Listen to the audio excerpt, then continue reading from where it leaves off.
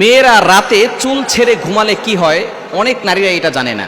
অনেক নারীরাই চুল খোলা রেখে তারপরে ঘুমিয়ে থাকে। অনেক নারীরা রাস্তাঘাটে চুল খোলা রেখে চলাফেরা করে। মনে রাখবেন, নারীদের চুলগুলোও কিন্তু সতরের অন্তর্ভুক্ত।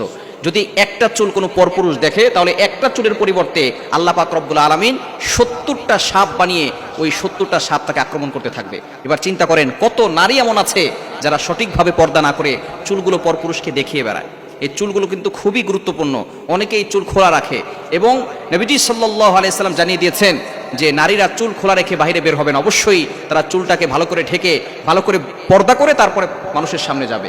কিন্তু অনেক নারী এমন আছে যে তারা চুল খোলা রেখে রাস্তাঘাটে চলাফেরা করে এবং অনেক সময় আমাদের যে সমাজ আছে, বিল্ডিংয়ের ছাদের উপরে, বাসার ছাদের উপরে তারা চুল খোলা রেখে চলাফেরা করে এবং যখন আজান দেয় তখন তারা চুল খোলা রাখে। এটা কিন্তু খুবই গুরুত্বপূর্ণ একটি বিষয়। অনেক নারীরা এটা জানে না এবং নারীরা যে কোনো জায়গায় চুল ফেলে রাখে।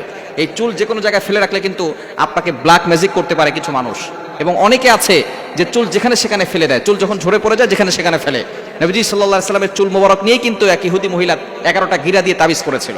সুতরাং চুলগুলো খুব সাবধানে রাখার চেষ্টা করবেন। চুলগুলো জমিয়ে মাটিতে গর্ত করে তারপরে সেখানে পুঁতে রাখবেন। এটাই হচ্ছে সঠিক নিয়ম। অনেকে চুল যেখানে সেখানে ফেলে দেয়, যার কারণে পরবর্তী সময়ে সে বদনজরের শিকার হয়, এরপরে জাদুর শিকার হয়। এজন্য অবশ্যই আমাদেরকে বিষয়ে সতর্ক থাকতে হবে।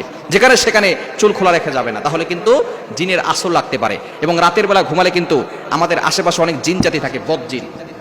যে বদজিনগুলো আমাদেরকে ক্ষতি করার চেষ্টা করে এবং নারীদেরকে বেশি ধরে থাকে। কেননা নারীরা আল্লাহ প্রদত্ত কিছু অসুস্থতার সময় আছে, বিশেষ যে সময়গুলো থাকে অসুস্থতার সময়, তখন যদি তারা বাইরে চুল খোলা রেখে ঘোরাফেরা করে, অপবিত্র থাকলে জিনরা তাদের উপরে বেশি অ্যাটাক করে থাকে এবং চুল খোলা রাখলে তাদের উপরে অ্যাটাক করে থাকে। বিশেষ করে নারীরা আজানের সময় চুল খোলা রেখে বাইরে বের হবে না। কারণ আজানের সময় যখন আজান দেওয়া হয় তখন শয়তান পলায়ন করতে থাকে। যতদূর পর্যন্ত আজানের শব্দ যায় ততদূর পর্যন্ত শয়তান দৌড়াতে থাকে।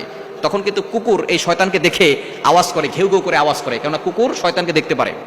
যখন শয়তান দৌড়াতে থাকে, এই দৌড়ানোর সময় যদি কাউকে দেখে, কোনো মেয়েকে যদি দেখে চুল খোলা দিয়ে রাস্তায় হাঁটতেছে, তখন ওই মেয়ের উপরে অ্যাটাক করে, ওই মেয়ের উপরে আসর করে থাকে, ওই মেয়ের উপরে সে ভর করে থাকে। তখন কিন্তু ওই মেয়েটা কঠিন বিপদে পড়ে যায়। দেখবেন এরকম অনেক মেয়ে আছে যাদেরকে জিনে ধরেছে, এরকম চুল খোলা রেখে আজানের সময় বাইরে হেঁটেছে অথবা ছাদে ঘুরেছে, তখন জিনের সামনে পড়েছে, জিন ধরে নিয়েছে।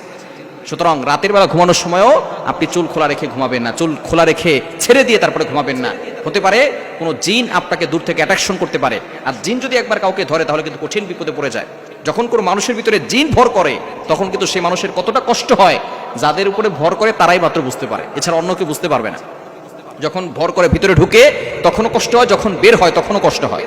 এজন্য একজন মানুষকে একবার অসুস্থ করে ফেলে, অনেক মা বোনদের উপরে এরকম জিন জাতি আসর করে তাকে আস্তে আস্তে অসুস্থ করতে করতে সে এক পর্যায়ে দুনিয়া থেকে বিদায় হয়ে যায়। এজন্য রাতের বেলা ঘুমানোর সময় অবশ্যই সতর্ক থাকবেন, চুল খোলা রেখে ঘুমাবেন না। চুলটাকে ভালো করে বেঁধে তারপরে আয়াতুল কুরসি আর চারকুল, আয়াতুল কুরসি চারকুল মানে হচ্ছে সূরা কাফিরুন, সূরা ইখলাস, সূরা ফালাক, সূরা নাস, এগুলো পড়ে তারপরে আপনি বুকে ফু দিবেন আর হাতে ফু দিয়ে পুরো শরীরে হাত বুলিয়ে দিবেন।